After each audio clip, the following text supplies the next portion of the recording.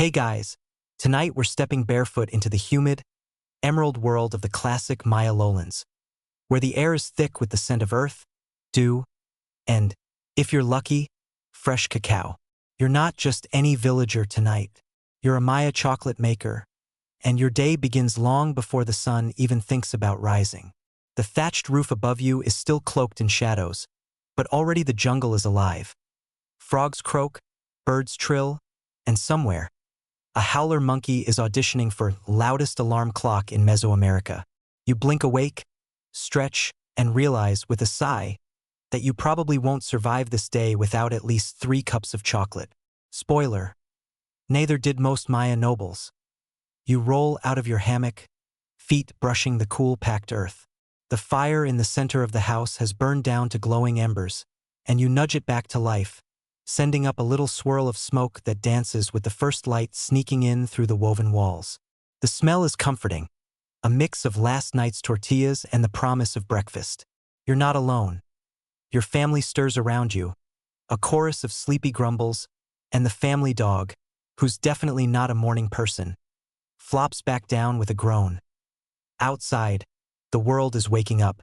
The jungle's symphony grows louder as the sky shifts from black to indigo, then to a watery gold. You step out, greeted by the sticky warmth that never really left during the night. The air is thick, sweet, and alive with the scent of wet leaves and distant flowers.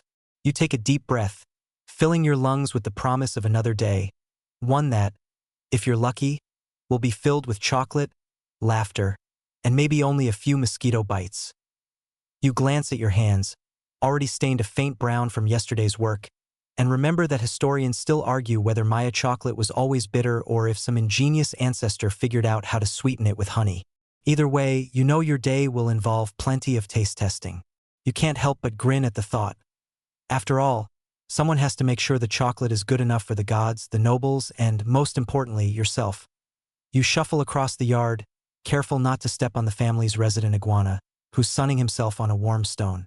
He gives you a lazy blink, as if to say, "You again?" And you nod back, because, well, it's going to be a long day for both of you. The chickens are already scratching around, and your little sister is trying to convince a parrot to say something other than, "Give me chocolate." So far, the parrot is winning. You pause for a moment, letting the sounds and smells of the morning wash over you. There's a rhythm to this life, a gentle repetition that's oddly soothing, at least until you remember that you have to harvest cacao pods before breakfast. You sigh, but there's a smile tugging at your lips. This is your world. Humid, noisy, and brimming with chocolate. Now, dim the lights, maybe turn on a fan for that soft background hum, and let's ease into tonight's journey together. You grab your woven basket, still sticky from yesterday's haul, and head toward the cacao grove. The sun is just peeking over the treetops, painting everything in gold, and you can already hear the distant chatter of monkeys plotting their next raid on your precious pods. You shake your head, some things never change. As you walk, you think about all the hands that have tended these trees before you, all the mornings just like this one, stretching back through time. Historians still debate whether the Maya first domesticated cacao or if they borrowed it from their Olmec neighbors, but you know one thing for sure: without chocolate, mornings like this would be a lot less sweet. Your home is a patchwork of woven reeds and sun-bleached thatch, perched on sturdy wooden beams, smelling faintly of smoke and last night's tamales. You duck back inside, careful not to trip over the dog, who's now sprawled across the doorway like some ancient guardian spirit, albeit one who snores and dreams of leftover tortillas. The house is alive with the gentle chaos of family. Your mother humming as she grinds maize for breakfast, your father muttering about the weather, and your siblings already bickering over who gets the biggest piece of sweet bread. You take a moment to soak it all in. The walls are decorated with painted gourds and little clay figurines, some chipped, all beloved. A jaguar mask hangs near the door, its painted eyes watching over you. A reminder that in this world, animals are as much a part of the family as people. Historians still argue whether these masks were just for show or if they held deeper spiritual power. You suspect it's a bit of both, especially when your brother puts one on and tries to scare the chickens. You help your mother with breakfast, patting out tortillas while she tells you, for the 100th time, about the day you were born during a thunderstorm. She swears that's why you're always restless before the rain. You roll your eyes, but secretly you love the story. The kitchen is filled with the comforting sounds of sizzling maize and the gentle bubbling of a pot of atoll. A thick, sweet drink that's almost as good as chocolate. Almost, your younger siblings dart in and out, chasing each other with sticks and giggling. The littlest one, barely old enough to walk, toddles over and tugs at your tunic, holding up a wooden toy shaped like a cacao pod. You ruffle his hair and promise to bring him a real one later, which earns you a gap-toothed grin as you eat. You glance around at the familiar faces. Your grandmother sits in the corner, her hair silver and her eyes sharp, shelling beans with a speed that defies logic.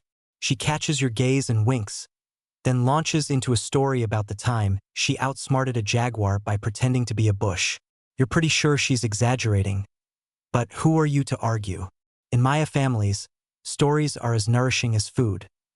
You finish breakfast and help clean up, sweeping the dirt floor and shooing the chickens back outside. The parrot, ever the troublemaker, swoops down and tries to steal a bit of sweet bread, but your sister is quicker. She scolds the bird, who responds with a surprisingly accurate imitation of your father's grumbling. You can't help but laugh. Life here is never dull. Before you leave for the cacao grove, you check your tools. A sharp stone blade for harvesting, a woven basket for carrying pods, and a little pouch of salt your mother insists brings good luck. You tuck a piece of sweet bread into your pocket for later, because you know you'll need the energy. As you step outside, you pause to take in the view. The jungle stretches out before you, a sea of green broken only by the occasional burst of color from flowering trees. The air is thick with the scent of earth and growing things, and somewhere in the distance, you hear the low, rumbling call of a howler monkey. You shiver, not from fear, but from the thrill of being alive in this wild, beautiful place. You glance back at your house, its walls glowing in the early morning light, and feel a surge of gratitude. This is your world. Noisy, messy, and utterly perfect.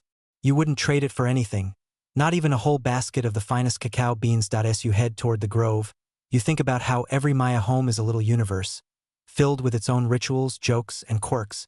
Historians still debate whether extended families always lived together or if smaller nuclear units were more common, but in your experience, the more the merrier. After all, who else is going to help you eat all that chocolate? You pass your neighbor's house, where a pair of dogs are engaged in a spirited tug-of-war with what looks suspiciously like your missing sandal. You make a mental note to retrieve it later, maybe. For now, there are more important things to do, like making sure today's chocolate is the best anyone's tasted. You reach the edge of the cacao grove, the trees casting dappled shadows on the ground. You take a deep breath, savoring the moment. This is where your day truly begins, surrounded by family, friends, and the endless possibilities of chocolate. You step into the cacao grove, where the air feels different, cooler, dense with the green hush of leaves and the faint, bittersweet scent of ripening pods. The trees themselves aren't much taller than you, their slender trunks twisting up to a canopy that filters the sunlight into shifting golden dapples. Each branch is studded with cacao pods in every shade from lime green to deep, rusty red. You run your hand along the bark, feeling the rough patches and the sticky sap that sometimes oozes out, a reminder that these trees are alive and, if you believe your grandmother, a little bit magical. You weave between the trunks, careful not to disturb the lines of leafcutter ants marching single file with their precious cargo. There's a whole world happening at your feet. Beetles scurry, frogs leap, and somewhere, a snake is probably watching you with mild curiosity. You keep your eyes peeled for monkeys. Those clever thieves have been known to snatch the ripest pods right from under your nose. Historians still argue whether the Maya tried to domesticate monkeys as cacao harvest helpers or just resign themselves to losing a few pods each season. You, for one, have your doubts about monkey cooperation. They seem much more interested in chaos than chores. You pause at your favorite tree, the one with the low-hanging branches that make for easy picking. The pods here are plump and heavy, their skins mottled and slightly rough to the touch. You tap a few, listening for the hollow sound that means they're ready. The trick, your father always says, is to pick them at just the right moment. Too early, and the beans are bitter. Too late, and the pulp turns sour. You like to think you have a knack for it, Though your older sister insists it's just luck. As you reach for a particularly tempting pod, you spot a flash of movement overhead. A pair of spider monkeys are arguing over a half-eaten fruit, their tails twined around the branches like extra hands. One of them drops a seed, which lands with a soft plop at your feet. You glance up, shake your head, and mutter, "Nice try." The monkeys chatter back, clearly unrepentant. You make a mental note to check the trees near the edge of the grove last. They're always the first ones rated. You move methodically from tree to tree, inspecting each pod, feeling the weight in your palm, and checking for any signs of nibbling. Sometimes you find tiny holes drilled by beetles, or the telltale scratches left by squirrels. It's a constant battle between you and the jungle's other chocolate lovers. You can't help but smile at the thought, at least you're in good company. The grove is alive with sound. Birds call to each other from the treetops, their songs weaving through the rustle of leaves. A woodpecker taps out a rhythm on a nearby trunk, and somewhere, a cicada starts up its relentless buzz. You hum along, matching your steps to the music of the morning. There's something meditative about this work, the way it connects you to the land and to generations of chocolate makers before you. You crouch down to inspect a cluster of pods near the base of a tree, brushing aside a tangle of vines. The ground here is soft and damp, the air thick with the smell of earth and growing things. You spot a tiny frog perched on a leaf, its skin the exact shade of a young cacao pod. You greet it with a nod. After all, every creature in the grove is part of the process, whether they know it or not. As you fill your basket, you think about the stories your grandmother tells. How the gods gifted cacao to the Maya, how every pod is a blessing, and how you should always thank the trees for their bounty. You whisper a quick thank you as you pick each pod, just in case. Historians still debate whether these rituals were strictly religious or just good manners, but you figure it can't hurt to be polite to a tree that gives you chocolate. You work your way through the grove, the basket growing heavier with each pod. The sun climbs higher, and the air grows warmer, but the shade of the trees keeps you cool. You wipe the sweat from your brow and take a moment to rest, leaning against a trunk and watching the sunlight dance through the leaves. You think about all the hands that will touch these pods before they become chocolate. Your family, your neighbors, maybe even the local noble if your batch is especially good. You glance at the sky, gauging the time by the angle of the sun. There's still plenty of work to do, but for now, you're content to linger in the grove, surrounded by the quiet magic of growing things. You know that soon enough you'll be back in the thick of family chaos, but here, among the cacao trees, you can almost believe that the world is made entirely of chocolate and sunlight. You shoulder your basket, give the monkeys one last warning glance, and head back toward home, ready for the next step in the chocolate-making dance. You trudge back toward your house, basket heavy with cacao pods, arms straining just a little from the load. The sun is climbing, and the jungle's chorus has shifted to a more insistent tempo. Birds shrieking, insects buzzing. Somewhere a distant splash that could be a jaguar or just an over-enthusiastic turtle.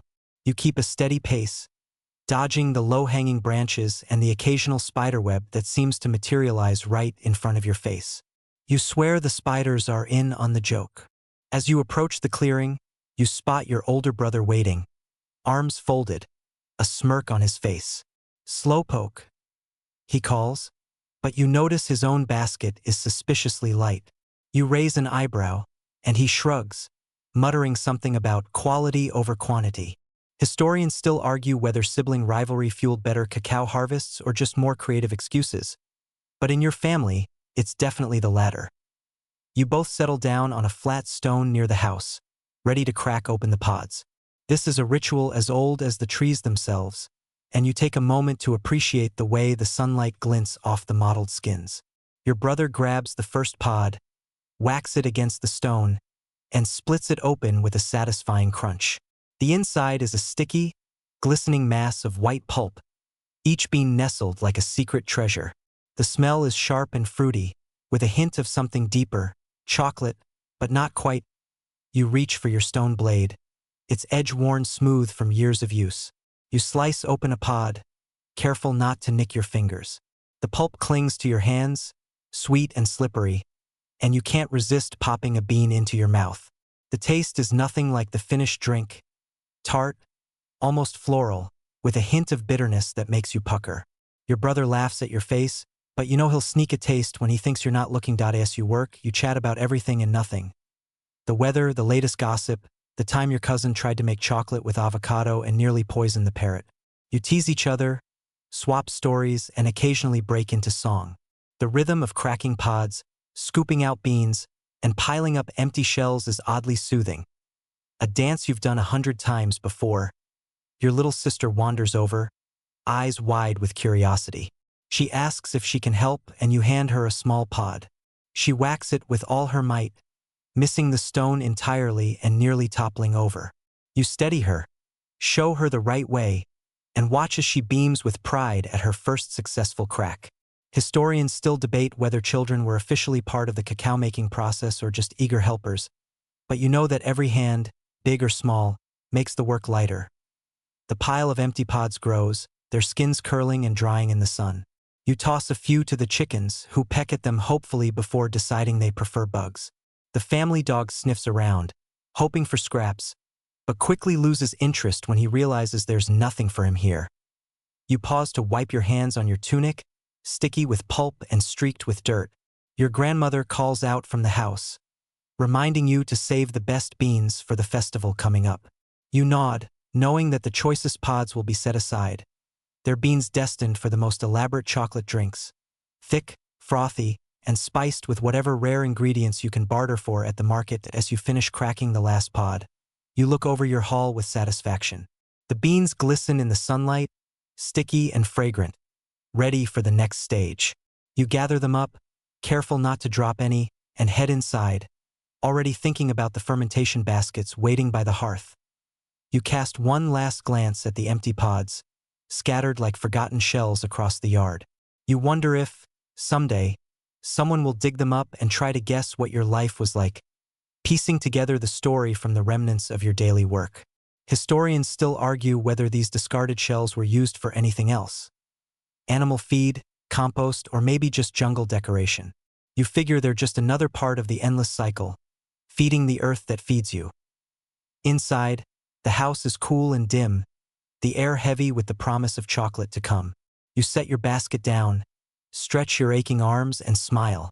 The hardest part is done, or so you tell yourself, knowing full well that the real work is just beginning. You kneel beside the basket of freshly harvested cacao pods, sticky hands still tingling from the work. Now comes the part that's equal parts satisfying and, well, a little bit messy. Cracking open the pods and scooping out the treasure within. You grab your favorite stone blade, its handle polished smooth by years of use, and set to work, splitting the thick, ridged shells with practiced, careful strikes. The first pod cracks open with a satisfying pop, revealing a cluster of beans nestled in a glistening white pulp, looking for all the world like a cluster of alien eggs. You scoop the beans out with your fingers, the pulp cool and slippery, and drop them into a wide, shallow basket. The scent is sharp and fruity, almost floral, with an undertone of something darker and more mysterious. You can't help but sneak a taste, popping a bean into your mouth. It's tart, slightly sweet, and not at all like the chocolate you'll drink later. Your tongue tingles and you wonder, as you always do, how someone ever figured out that these strange little seeds could become something so delicious. Your little sister hovers nearby, eyeing the sticky beans with a mixture of fascination and suspicion. You offer her a taste, and she wrinkles her nose, declaring it weird but kind of good. You laugh and tell her she'll appreciate it more when she's older, though you secretly suspect she'll always prefer honey cakes. Your brother joins you, showing off by cracking open 2 pods at once, one with each hand. You roll your eyes, but you have to admit, it's impressive. He grins, clearly pleased with himself, and you both settle into a comfortable rhythm, working side by side as the pile of empty pods grows. The chickens circle hopefully, pecking at the discarded shells, and the family dog gives you a look that says, "If you drop anything edible, I'm on it." As you work, you remember your grandmother's stories about the old days, when cacao was so valuable that only nobles and priests could drink chocolate. Historians still argue whether commoners like you would have enjoyed chocolate regularly or only on special occasions. You like to imagine that somewhere, a clever ancestor snuck a taste when no one was looking, maybe even inventing a secret recipe that's been passed down through the generations. You pause to examine one particularly large pod, its skin mottled with deep red and gold. You tap it gently, listening for the hollow sound that means the beans inside are perfect. You crack it open, and the beans tumble out, plump and glistening. You set these aside in a special basket, knowing they'll be reserved for the most important guests, or maybe for a festival if you can keep your brother from sneaking them first. The sun climbs higher, and the air grows warmer, the scent of cacao mingling with the earthy smell of the jungle. You wipe your brow with the back of your hand, leaving a streak of pulp across your forehead. Your mother calls out from the house, reminding you not to forget the fermentation baskets. You nod, already thinking ahead to the next step. You gather up the baskets of beans, careful not to spill any, and carry them over to a shaded spot near the house. The fermentation process is crucial, your grandmother always says. It's what transforms the beans from bitter seeds into the beginnings of real chocolate. You spread the beans out in shallow baskets, covering them with banana leaves to keep out the bugs and the ever-curious chickens that as you finish. You glance around at the scattered shells and sticky fingers, the laughter of your siblings, and the gentle hum of the jungle. It's messy, it's hard work, and it's a little bit magical. You can't help but feel a sense of pride, knowing that you're part of a tradition that stretches back through the centuries. Historians still debate whether the Maya invented chocolate or simply perfected it, but as you look at your baskets of glistening beans, you're pretty sure your family's recipe is the best in the world. You wash your hands in a nearby basin, the cool water washing away the stickiness but not the satisfaction. The hardest part is over, but there's still plenty of work to do. You glance at the fermentation baskets, already looking forward to the next step, and, of course, to that first frothy cup of chocolate at the end of it all. You settle the baskets of freshly scooped cacao beans under the shade of a broadleaf tree, ready for the next crucial step, fermentation. This is where the magic really begins, or, depending on the weather and the whims of the jungle, where things can get a little unpredictable. You arrange the beans in shallow, woven baskets lined with banana leaves, careful to spread them out evenly. The leaves are slick and fragrant, and you can't help but wonder if the gods themselves appreciate the extra effort. Your grandmother appears at your elbow, her eyes sharp as she inspects your handiwork. She nods, satisfied, then launches into her favorite debate: whether 2 layers of banana leaves are better than 1. You've heard this argument 100 times, and you know better than to take sides. Historians still argue whether the Maya always used banana leaves or sometimes experimented with palm fronds, but in your family, tradition is tradition, and banana leaves it is. You cover the beans, tucking the leaves in snugly, then weigh them down with a few smooth stones to keep the curious chickens at bay. The fermentation process will take several days, and it's a delicate balance. Too much sun, and the beans dry out before their time. Too little, and they risk turning sour. You joke with your brother that the beans are like moody teenagers. Give them space, but not too much, and check in often. The smell begins to change almost immediately. At first, it's sharp and fruity, but as the hours pass, it deepens into something richer, almost intoxicating. You sit nearby, fanning yourself with a palm frond and watching the clouds drift by. Your little sister brings over a handful of wildflowers, insisting they'll help the beans feel happy. You tuck a few into the edges of the basket, just in case she's right as the day wears on. You and your siblings take turns checking the beans, lifting the banana leaves to stir them gently. The pulp begins to break down, releasing juices that seep through the basket and onto the ground. The chickens hover nearby, ever hopeful, but you keep them at bay with a few well-aimed claps. Your grandmother tells you stories while you work, tales of cacao gods and ancient kings, of festivals where chocolate flowed like water and everyone danced until sunrise. You pause to wipe your brow, the air heavy with the scent of fermenting beans and distant rain. Your father joins you, offering advice and, as always, a few bad jokes. He claims that if you sing to the beans, they'll ferment faster. You roll your eyes, but your little sister takes him seriously, launching into an enthusiastic, if off-key, rendition of her favorite song. You can't help but laugh, and soon everyone joins in, the grove echoing with music and laughter as evening falls. You gather around the baskets, checking the beans one last time before night.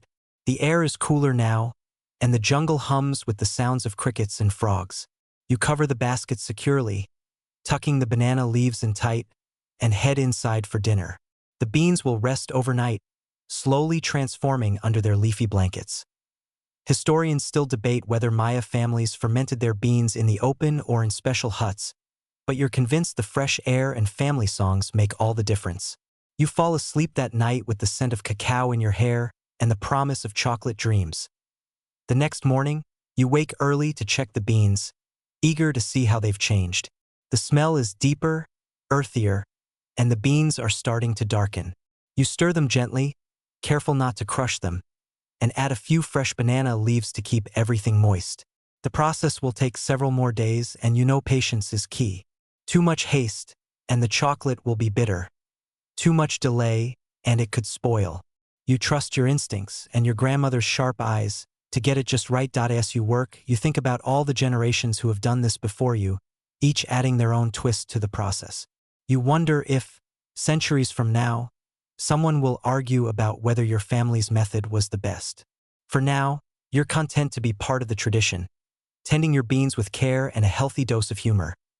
You finish your chores, the baskets safely tucked away, and head off to join your family for breakfast.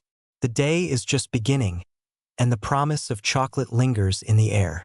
The sun is already stretching its golden fingers across the village when you step outside to check on your fermenting cacao beans. The air is thick and warm, the kind of sticky that makes your tunic cling to your back and your hair curl in strange directions. You trudge over to the baskets, half expecting to find a chicken sitting on top as if she's decided to hatch a clutch of chocolate eggs. Thankfully, the stones have done their job, and the only visitors are a few curious beetles, who scuttle away as you approach. You peel back the banana leaves, releasing a wave of earthy, tangy aroma that's both inviting and a little bit suspicious. The beans are darker now, their surfaces less slimy, and you give the baskets a gentle shake to help them dry evenly. This part of the process is all about patience and, as you've learned, a healthy respect for the weather. The Maya calendar might be legendary, but it still can't predict when the rainy season will sneak up and turn your sun-drying beans into a soggy mess. You spread the beans out on woven mats, laying them in a single layer under the open sky. The mats are made from palm fibers, scratchy but sturdy, and you arrange them in the sunniest patch of yard you can find. Your brother helps, complaining about the heat and making dramatic noises every time a bead of sweat rolls down his forehead. You threaten to dump a basket of beans over his head if he doesn't stop, which earns you a tongue out and a quick retreat. The drying process is crucial. Too much moisture and the beans will mold. Too little and they'll be tough and bland. You remember your grandmother's warning. Chocolate is like people. Too dry, and it's no fun. Too wet, and it gets cranky. Historians still argue whether the Maya used special drying racks or just relied on the sun and a good patch of dirt. You suspect it depended on the weather, the mood of the family, and maybe how many beans the monkeys managed to steal that week. Throughout the day, you keep a watchful eye on the sky. Puffy white clouds drift lazily overhead, but you know how quickly they can turn into thunderheads. You glance at the horizon every so often, looking for that telltale dark line that means rain is coming. When a breeze picks up, you weigh down the corners of the mats with stones, just in case. Your little sister brings over a palm frond and waves it over the beans, declaring herself Queen of Chocolate Air. You bow with mock seriousness, and she rewards you with a giggle as the beans dry. You take the opportunity to rest in the shade, sipping a toll and swapping stories with your siblings. Your brother claims he once saw a jaguar sneak into the grove and steal a whole basket of beans. You roll your eyes, but your little sister's eyes go wide with awe. You're pretty sure the only thing bold enough to steal beans from your family is the neighbor's goat, but you let the story stand. After all, every good chocolate maker needs a little mystery in their life. You check the beans every hour, turning them gently with your hands to ensure they dry evenly. The sun bakes down, and the beans slowly lose their stickiness, taking on a rich, brown color that hints at the flavor to come. You can almost taste the chocolate already, dark, bitter, with just a hint of sweetness from the last traces of pulp. By late afternoon, the beans are nearly ready. You gather them up, careful not to leave any behind for the ants or the ever-watchful birds. You carry the baskets inside, feeling a surge of pride at how far the beans have come. From pod to pulp to sun-dried treasure, Each step is a reminder of the patience and care that goes into every cup of chocolate. Historians still debate whether the Maya ever rushed the drying process or if they always took their time. You suspect that, like you, they learned the hard way that good chocolate can't be hurried. You set the baskets aside, ready for the next stage, and give yourself a moment to savor the satisfaction of a job well done. The next morning, the air is crisp and smoky, the kind of morning that promises something delicious. You wake to the sound of your mother stoking the fire, the gentle clatter of clay pots, and the unmistakable aroma of roasting cacao. Today is roasting day, and you can feel the excitement in your bones and maybe a little in your stomach. You gather the baskets of dried beans and bring them to the hearth, where a clay comel, a flat, round griddle, sits warming over glowing coals. The fire crackles, sending up little sparks that dance in the cool air. You pour a layer of beans onto the comel, listening to the gentle hiss as they hit the hot surface.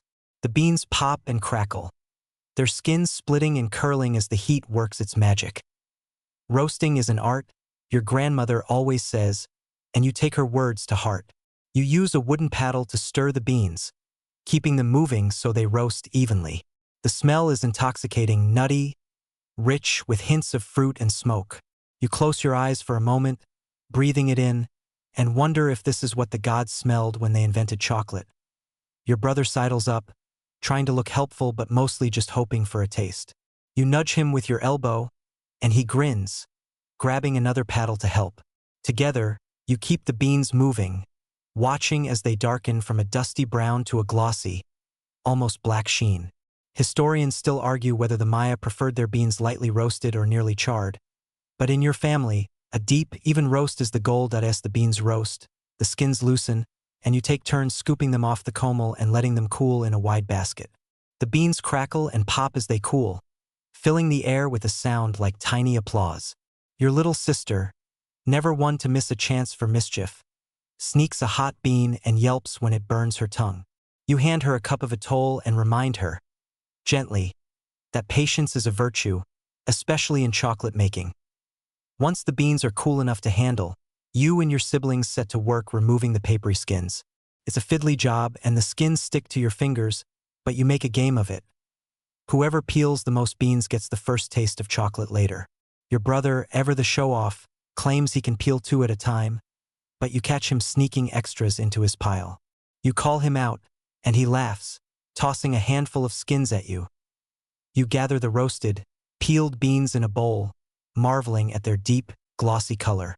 The smell is even richer now, and you can almost taste the chocolate to come. Your grandmother inspects your work, nodding approvingly and reminding you that the next step, grinding, is where the real magic happens.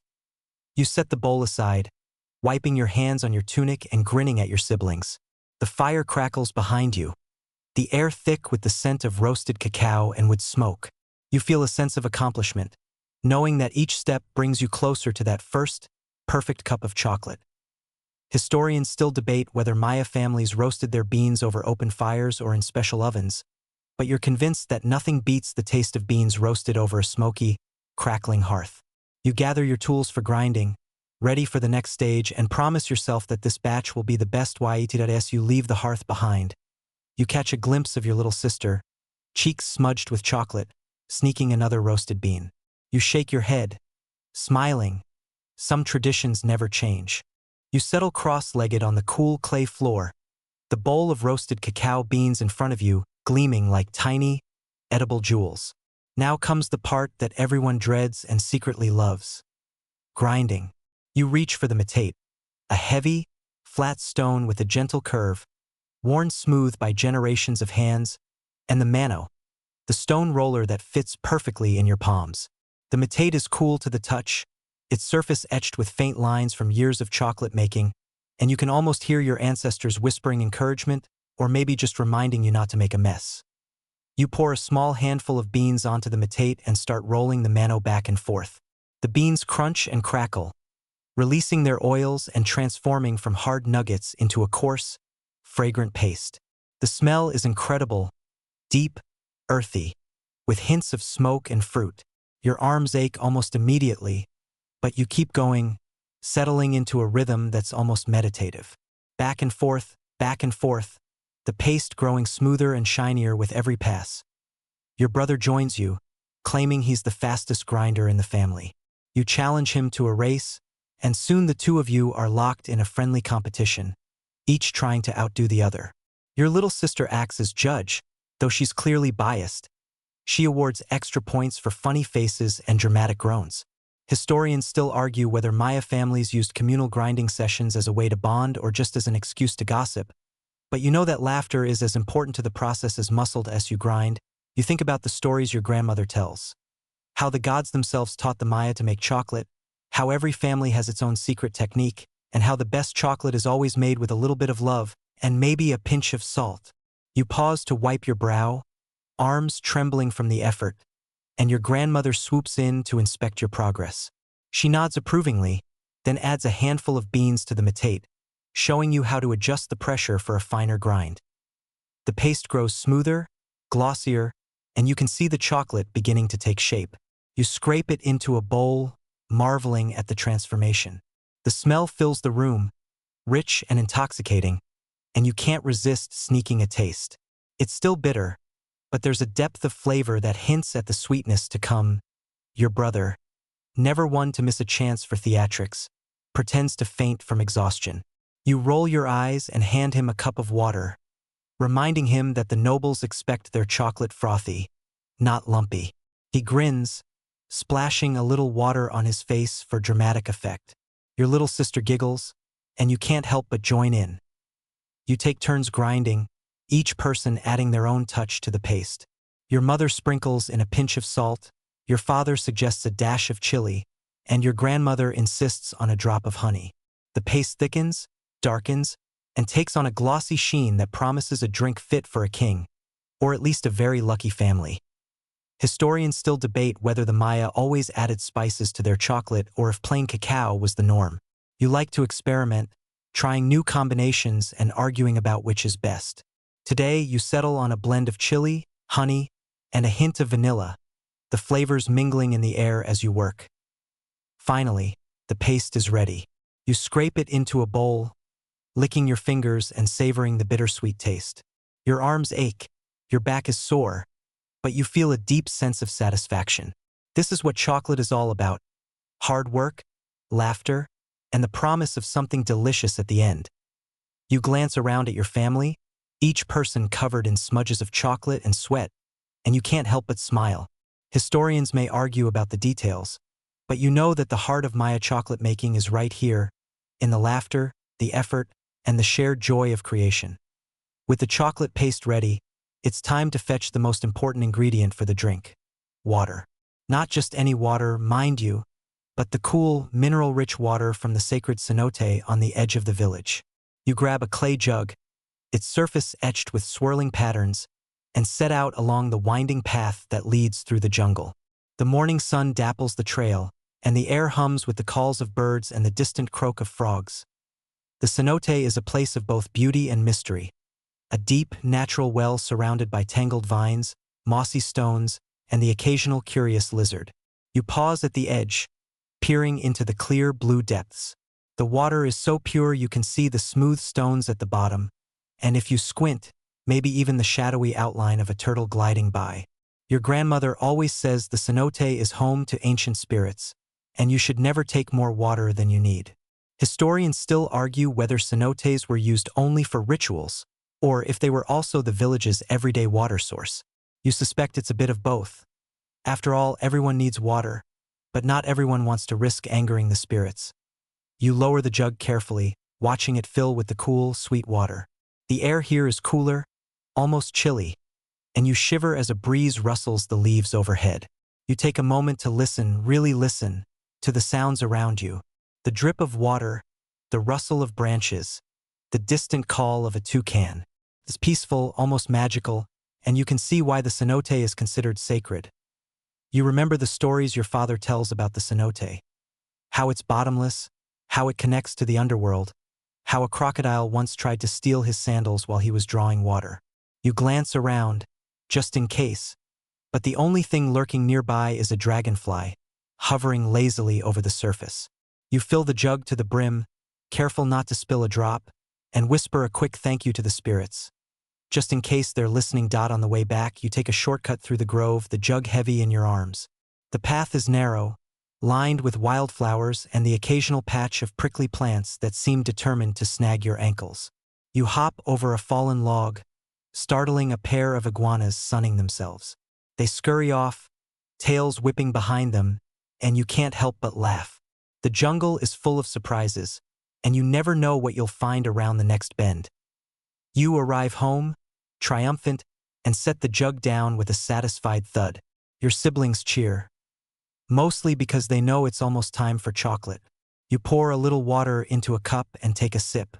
It's cold, crisp, and tastes faintly of minerals and stone. A perfect base for the rich, spicy chocolate you'll make.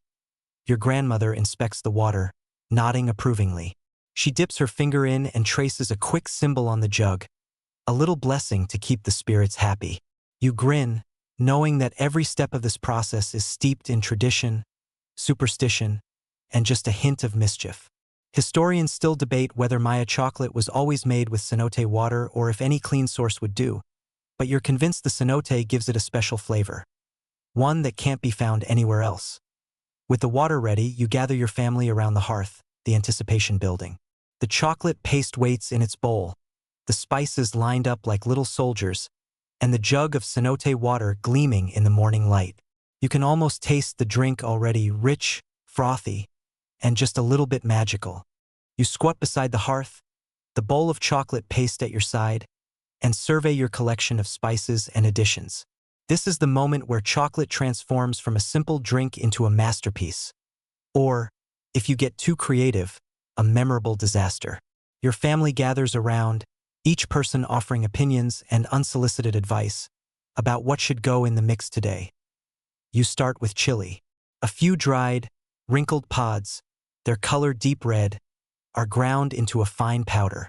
The smell is sharp and tickles your nose, promising a warming kick. Your brother, ever the daredevil, suggests adding extra chili for bravery. You remind him of the time he overdid it and nearly set his tongue on fire. He grins sheepishly, and the family erupts in laughter. Historians still argue whether Maya chocolate was always spicy or if that was just a regional preference. But in your house, a little heat is non-negotiable. Next comes honey. You drizzle a golden stream into the bowl, watching it swirl and disappear into the dark paste.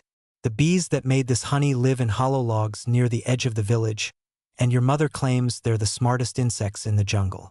She always leaves a little offering for them, just to stay on their good side. The honey adds a mellow sweetness, balancing the bitterness of the cacao and the fire of the chili. You reach for maize flour, a handful of fine, pale powder that gives the drink body and a creamy texture. Your little sister insists it's her secret ingredient, and you let her sprinkle it in, her face glowing with pride. Some families use ground seeds or even flowers, and you've heard stories of nobles demanding chocolate with crushed vanilla pods or rare herbs from distant lands. Today, you're keeping it simple, but you promise yourself to try something exotic next festival. Your cousin, who claims to be an expert, suggests a pinch of annatto for color and a few crushed allspice berries for aroma. You debate the merits of each addition, the conversation growing lively. Historians still debate whether Maya chocolate recipes were closely guarded secrets or shared freely among friends, but your family's approach is definitely the more, the merrier. You take a moment to inhale the mingled scents, earthy cacao, sweet honey, fiery chili, and the faint, grassy note of maize. It's a heady mix, both comforting and exciting. You remember the first time you were allowed to choose the spices, the thrill of responsibility, and the terror of ruining the batch. Your grandmother reassures you that even a mistake can become a new tradition. After all, someone had to be the first to add chili. With the ingredients assembled, you begin to blend them into the chocolate paste, working slowly to ensure everything is evenly mixed. The paste grows glossy, thick, and fragrant, clinging to the spoon in rich ribbons. Your siblings sneak tastes when they think you're not looking, their faces lighting up with every bite. You pretend not to notice, remembering how you used to do the same. As you finish, you look around at your family, each person contributing a little something to the mix, an idea, a memory, a joke. The kitchen is filled with laughter, the kind that makes your sides ache and your heart feel light. Historians still argue whether Maya kitchens were places of strict order or joyful chaos, but you know that in your home, chocolate making is a team sport. You set the bowl aside, satisfied with your creation. The flavors will meld as the paste rests, growing deeper and more complex. You can't wait to taste the final drink, to see if this batch will be the one everyone remembers. You gather around the hearth, the bowl of chocolate paste and your jug of cenote water at the ready. This is the moment you've been waiting for, the transformation of all your hard work into a drink worthy of the gods, the nobles, and, most importantly, your own taste buds. You pour a little water into the paste, stirring slowly at first, then more vigorously as the mixture loosens and darkens, taking on a glossy sheen. Your grandmother hands you the malinillo, a wooden whisk carved with spirals and notches. It's your family's pride and joy, passed down through generations, and you swear it holds a little magic of its own. You place it between your palms and roll it back and forth, watching as the chocolate mixture begins to froth. The sound is soft and rhythmic, almost like a lullaby, and you find yourself humming along as you work. The goal is foam, thick, creamy, and persistent. The Maya believed that the froth was the very essence of chocolate, the part the gods loved best. Historians still argue whether the foam was just for show or if it really did taste better. But you know that no cup of chocolate is complete without it. You work the malinillo faster, your arms aching in a familiar, satisfying way, until the surface of the drink is a sea of tiny bubbles. Your siblings crowd around, eyes wide, waiting for the first taste. You ladle out a cup for each person, careful not to spill a drop of the precious foam. The drink is thick and fragrant, the color of polished mahogany, with a frothy cap that glistens in the firelight.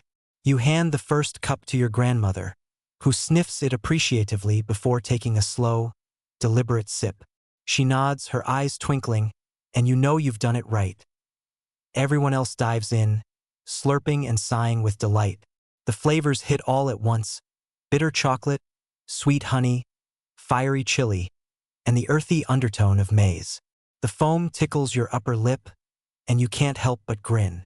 Your brother tries to outdo everyone with a dramatic "ah" after his first sip, and your little sister giggles so hard she nearly spills her cup. You take a moment to savor your own drink, letting the flavors roll over your tongue. It's rich and complex, with just enough heat to warm you from the inside out.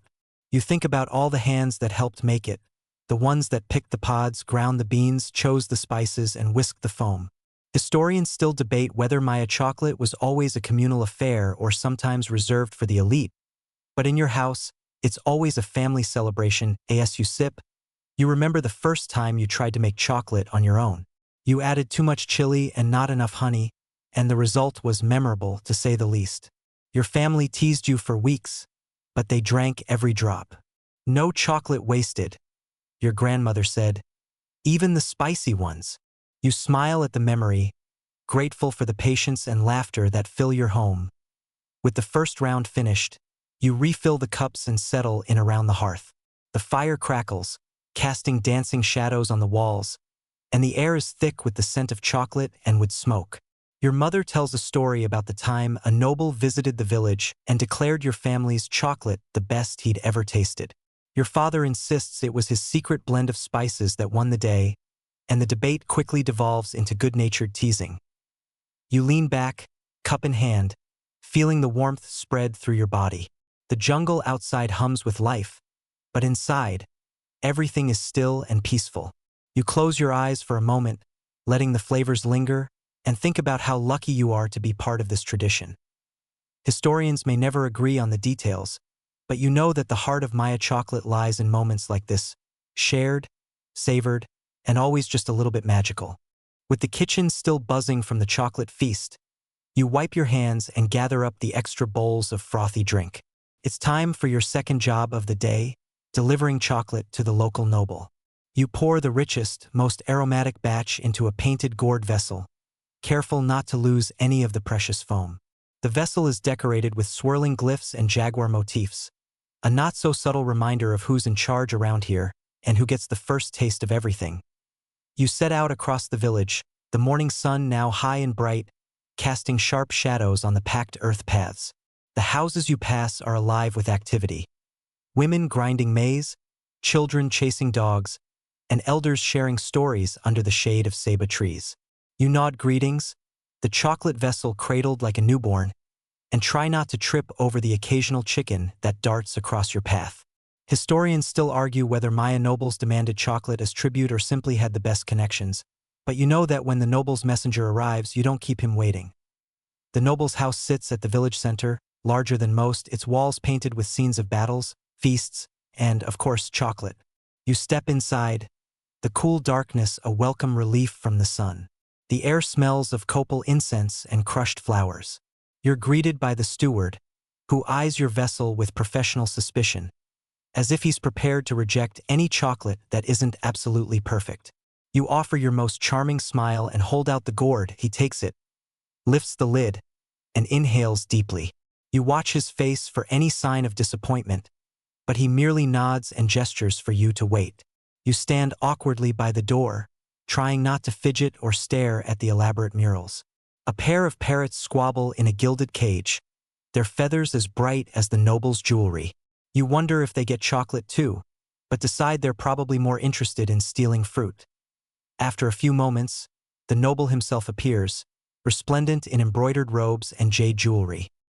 He accepts the vessel, takes a sip, and lets the foam linger on his upper lip. For a moment you worry.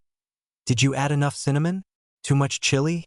But then he smiles, a slow, satisfied grin, and you feel your shoulders relax. He murmurs something to the steward, who returns with a handful of cacao beans as a tip.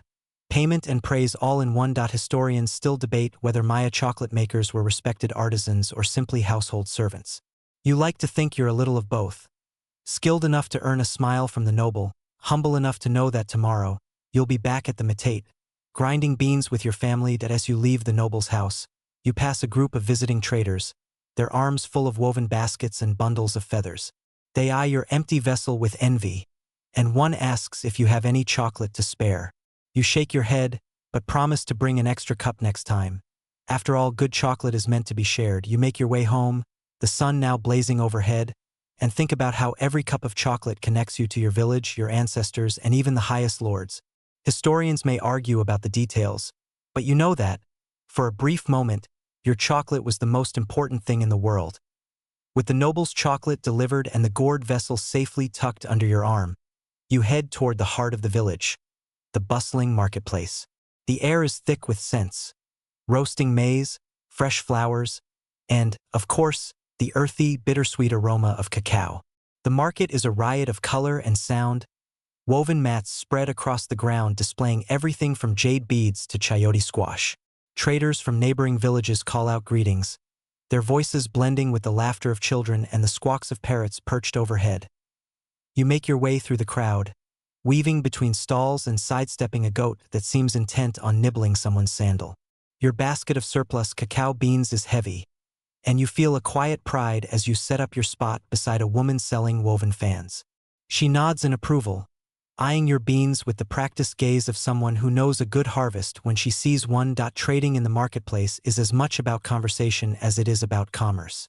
You greet old friends and rivals, exchanging news and jokes before the haggling begins. Today, you're hoping to barter your extra beans for a bundle of fresh vanilla pods and a few ripe avocados. Historians still argue whether cacao was always the most valuable currency at Maya markets, or if it sometimes took a back seat to salt, jade, or obsidian. You know that when someone spots a basket of glossy, well-fermented beans, the offers come quickly. A young man approaches, offering a handful of bright red annatto seeds in exchange for a scoop of your beans. You consider the deal. Annatto is prized for its color and flavor, and your mother's been wanting to try it in chocolate. You nod, and the trade is made with a handshake and a smile. Next, a trader from a distant village offers a bundle of dried fish, but you politely decline. Chocolate and fish, you decide, are better kept separate as the morning passes. Your basket grows lighter and your own stash of market treasures grows. Vanilla pods, a few chunks of honeycomb, a tiny jade bead, and, thanks to your little sister's charm, a painted clay whistle shaped like a monkey. She blows it proudly, sending a piercing note through the air that makes everyone within earshot jump. You laugh, promising her she can help choose the spices for the next batch of chocolate. You overhear a pair of elders debating the best way to ferment cacao, each insisting their method is superior.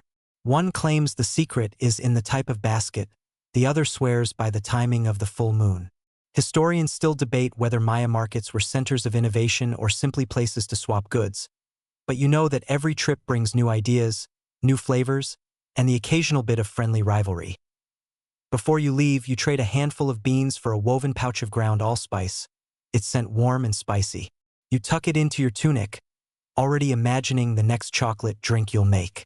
As you pack up your things, you glance around the market, grateful for the noise, the color, and the sense of community that fills every corner. You head home, your basket empty but your heart full, knowing that today's trades will shape tomorrow's chocolate. The sun is high, the air shimmers with heat, and you can't wait to share your market treasures with your family. You return home from the marketplace, your pouch of treasures bouncing against your hip, and your mind buzzing with new ideas for tomorrow's chocolate. As you step into the cool shade of your house, you spot your father at the table, counting cacao beans with the seriousness of a royal accountant. He's surrounded by neat piles, some large, some small, and one suspiciously short. As if someone has been helping themselves when he wasn't looking, you sit beside him, pouring out the last handful of beans from your basket. Together, you sort them by size and sheen, setting aside the plumpest for drinking and the smaller, less perfect ones for trading or saving. The beans are more than just food. They're currency, status, and, at times, the answer to a neighbor's favor or a family's debt. Historians still argue whether cacao beans were the first true money in the Americas or just a convenient barter item. But in your village, everyone knows exactly how many beans it takes to buy a tamale, a new tunic, or a day's help in the fields. Your father shows you a few counterfeit beans, shells cleverly filled with dirt or clay, painted to look real. He shakes his head, half amused, half annoyed. There's always one clever trickster in every market, he says, and you can't help but laugh. You remember the story of the time your uncle tried to pass off a whole pouch of fakes to a traveling merchant, only to be caught when a curious parrot cracked one open in front of everyone. The parrot got a treat, your uncle got a lecture, and the merchant got a new story to tell. You help your father count out the beans for tomorrow's market, careful to check each one for cracks or holes. The best beans are set aside for drinking. The rest go into a woven pouch for safekeeping. Your little sister wanders in, eyeing the piles with interest. She asks how many beans it would take to buy a puppy. Your father laughs and tells her, "More than we have unless you find a very small puppy." As you work, you think about the value of cacao not just as a drink, but as a symbol of wealth and trust. In some villages, you've heard, beans are stored in clay jars buried beneath the floor, hidden from thieves and hungry siblings alike. Historians still debate whether cacao was ever used to pay taxes or tribute to distant kings, but you know that in your home, a handful of beans can go a long way. Your mother joins you, bringing a cup of atoll and a plate of sweet bread. She sits beside you, listening as your father explains the finer points of bean selection. He shows you how to spot a good bean by its weight, its shine, and the faint, almost musical sound it makes when tapped against a clay bowl. You try it yourself, feeling a little like a jeweler inspecting precious stones. As the afternoon sun slants through the doorway, you finish counting and tuck the pouches away in a hidden corner. Your father pats your shoulder, proud of your careful work. He reminds you that every bean has a story, where it was grown, who picked it, what it was traded for. You promise to remember, knowing that someday you'll be the one teaching the next generation how to count, sort, and guard the family's chocolate fortune. Historians may never agree on when cacao truly became money, but as you watch your family gather for supper, you know its value is measured in more than just numbers. It's in the laughter, the stories, and the promise of another cup of chocolate tomorrow as the evening shadows stretch across the village. You gather your best cacao beans and prepare for a different kind of chocolate making. One not for family or nobles, but for the gods themselves.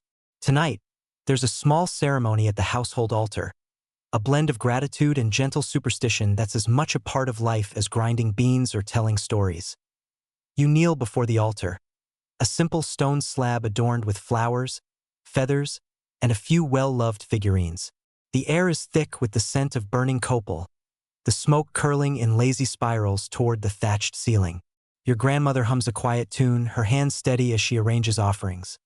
A bowl of maize, a little honey, and, of course, a cup of chocolate so rich and fragrant it could tempt even the most aloof deity. You pour the chocolate into a painted cup, careful to get just the right amount of foam on top. Some say the gods prefer it spicy, others sweet, and still others claim it's the act of offering, not the flavor, that matters most. Historians still argue whether Maya chocolate rituals were daily events or reserved for special occasions. But in your house, there's always a reason to thank the gods, especially when the harvest is good and the family is healthy. Your little sister brings a handful of wildflowers, placing them beside the cup. She whispers her wishes, some for rain, some for a new puppy, and one for her favorite chicken to stop pecking her toes. You smile, knowing the gods probably hear every word, even the silly ones. You light a small candle, its flame flickering in the gentle breeze, and close your eyes for a moment. You think about the stories your father tells. How the first cacao tree grew from the tears of a heartbroken god. How the drink was a bridge between worlds. How every offering is a promise to remember where you came from.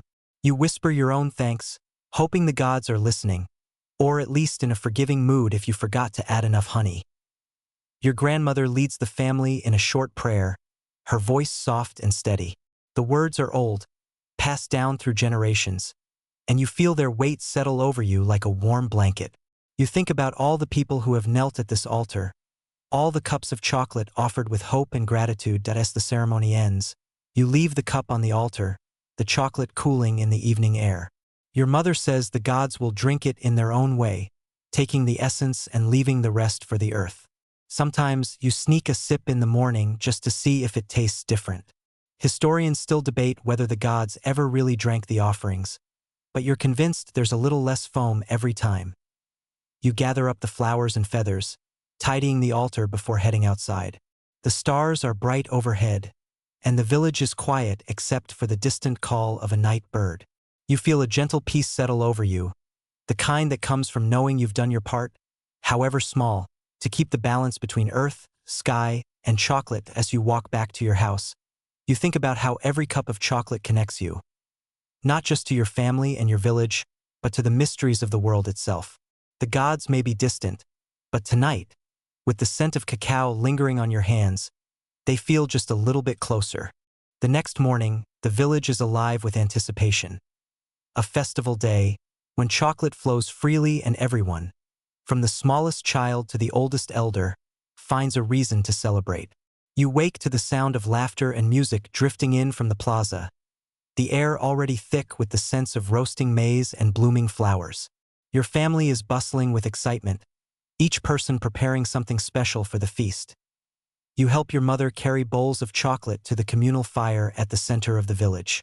The path is lined with garlands of marigolds, and neighbors greet you with bright smiles and teasing jokes about who will drink the most chocolate this year. The plaza is a riot of color. Woven banners flutter overhead, dancers in feathered costumes whirl to the beat of drums, and tables overflow with food. Tamales, fresh fruit, and, of course, endless cups of chocolate. You set your bowls on the long wooden table, careful not to spill any of the precious foam. The elders are already gathered, sharing stories and sipping chocolate from painted cups. Your little sister runs off to join a group of children playing a game with a rubber ball, their laughter ringing out above the music. Historians still argue whether Maya festivals were solemn religious occasions or wild parties. But here, it's a little bit of both. Prayers and offerings in the morning, dancing and feasting long into the night. The chocolate is the star of the show.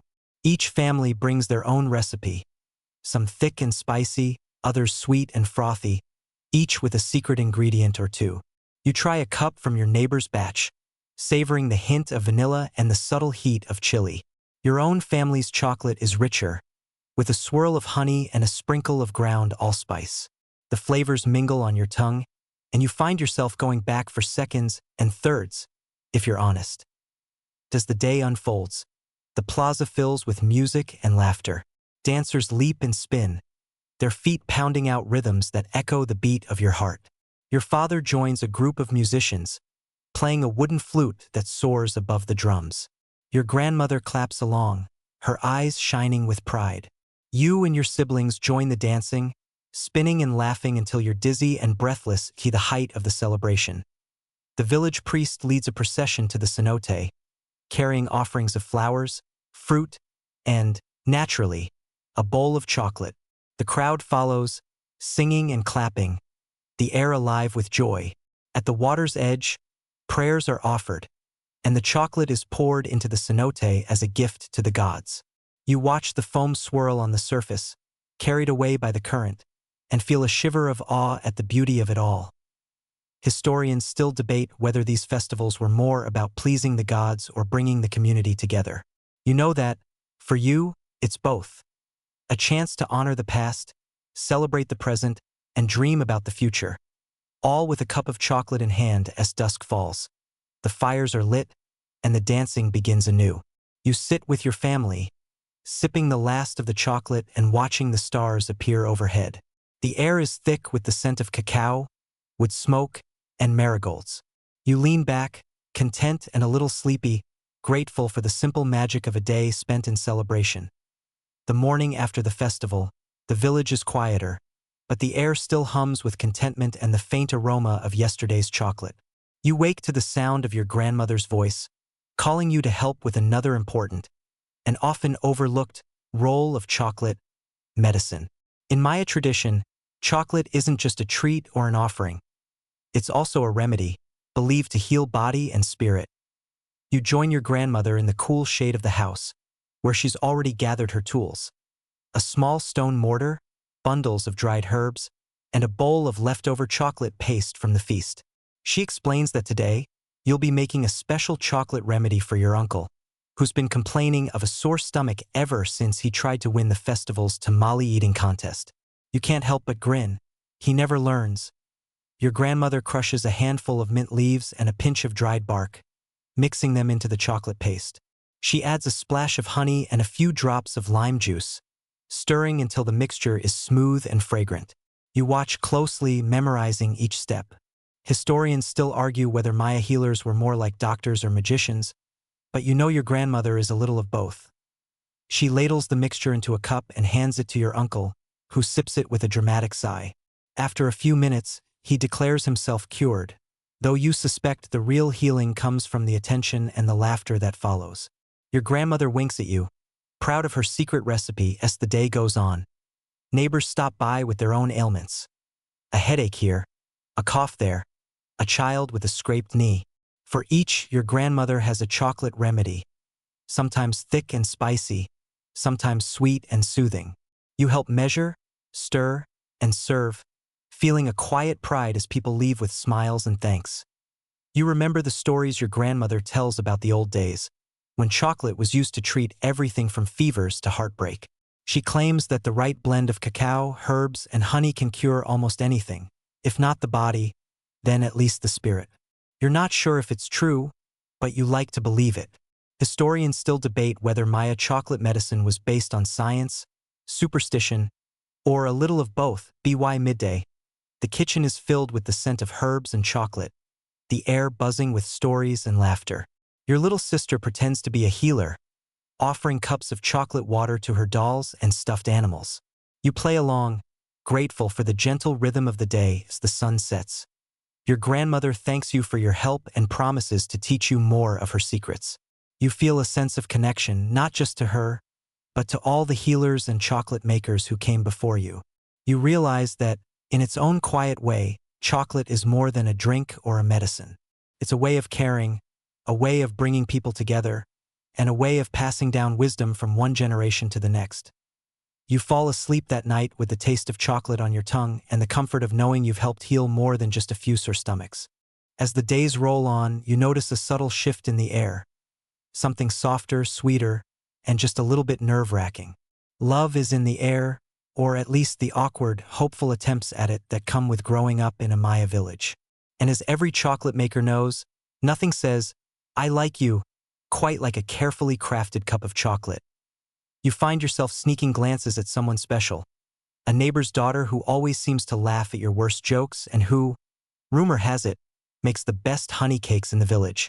Your siblings tease you mercilessly, and your grandmother just winks, telling you that even the gods needed a little help from chocolate now and then. Point one afternoon, you decide to make your move.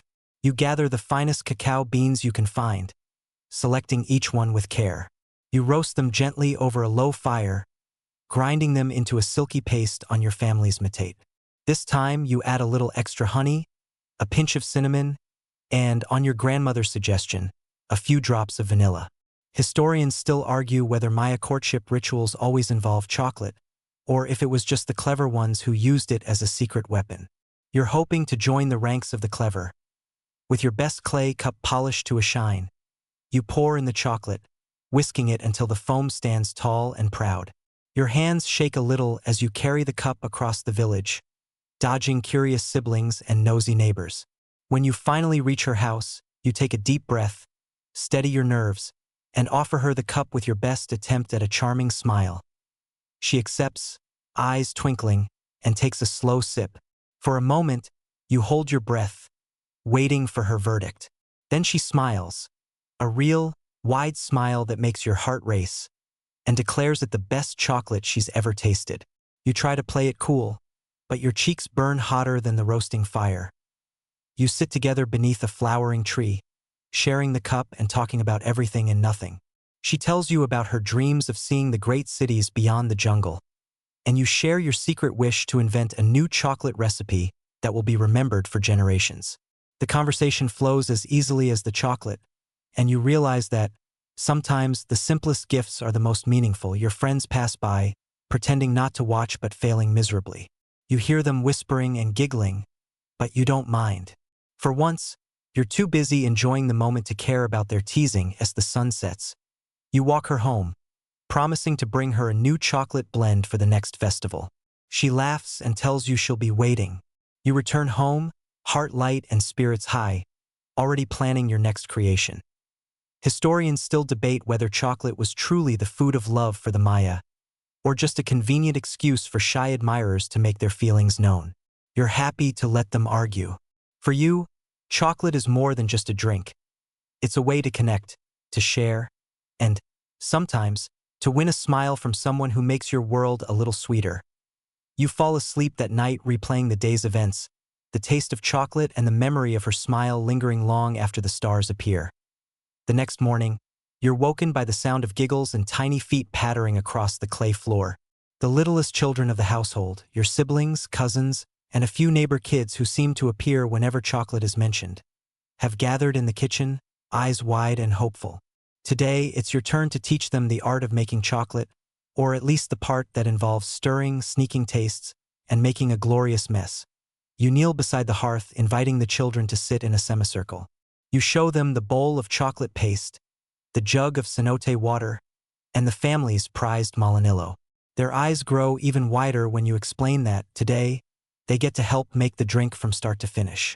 Historians still argue whether Maya children were formally taught the secrets of chocolate making or just learned by watching and doing, but you know that the best lessons come with sticky fingers and laughter. You let each child take a turn adding ingredients. A little honey here, a pinch of cinnamon there, and, at your youngest brother's insistence, a single chili seed, for bravery. The children giggle and squirm, daring each other to taste the spicy chocolate. You show them how to use the malinillo, rolling it between their palms to whip up a frothy foam. The first few tries are more splash than foam, but soon they get the hang of it, and the kitchen fills with the sound of laughter and the scent of rich, bubbling chocolate. You pour the finished drink into small clay cups, handing one to each child. They sip carefully, some making faces at the heat or the spice, others grinning with delight. Your youngest sister declares it the best chocolate in the world, and the others quickly agree. You can't help but smile, remembering your own first taste and the sense of wonder that came with it. As the children finish their drinks, you tell them stories, how the gods gifted cacao to the Maya, how great kings and queens once sipped chocolate in golden cups, and how every family has its own secret recipe. The children listen, wide-eyed, hanging on every word. Your little brother asks if he can invent his own chocolate blend, and you promise to help him experiment next time. Historians still debate whether Maya chocolate recipes were closely guarded secrets or shared freely among the community, but you're determined that everyone in your family will know the joy of making and sharing chocolate. The morning passes in a blur of stories, laughter, and the occasional spilled cup. By the time the children wander off to play, the kitchen is a mess of sticky bowls, chocolate-smeared faces, and happy, satisfied smiles. You clean up, feeling a quiet pride in passing down a tradition that's as much about love and connection as it is about flavor. As you wash the last cup, you realize that teaching the next generation is its own kind of magic, one that ensures the story of Maya chocolate will continue, long after today's mess is forgotten. Later that afternoon, with the kitchen finally clean and the younger children off chasing butterflies, you find yourself drawn to the shade of a large ceiba tree at the edge of the village. Here, the air is cooler, and the world feels a little quieter. A perfect place for stories.